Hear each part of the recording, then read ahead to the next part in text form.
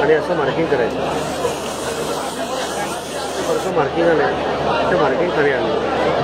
Marking यासाठी केलं आहे की या गोलाच्या आतमध्ये 3 रंग टाकायचे. पहिला रंग त्या मार्किंगवर टाकला.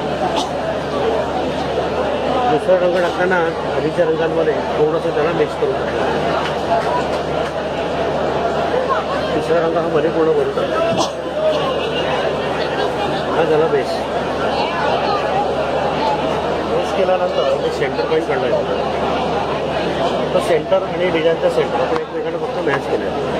आता जाळीवरती पांढरा, पिवळा आणि पोपटी हे रंग फिक्स आहेत. डिझाईन कोणताही असलं तरी लाईट कलर असल्यामुळे हे बेसला वापरायचे नाही. सुरुवातीला हिरवा रंग मी बाहेर फिरवला. त्याच्याखाली पिवळा रंग आधीच्या रंगांमध्ये थोडंसं ओव्हरलॅप करून फिरवलं. तसंच पांढरा पण पिवळ्यामध्ये ओव्हरलॅप करून फिरवला. आता शेवटी पिवळा रंग पांढऱ्यात मिक्स करायचा आणि डिझाईन हळूहळू हे पूर्ण करायचं. ठीक आहे.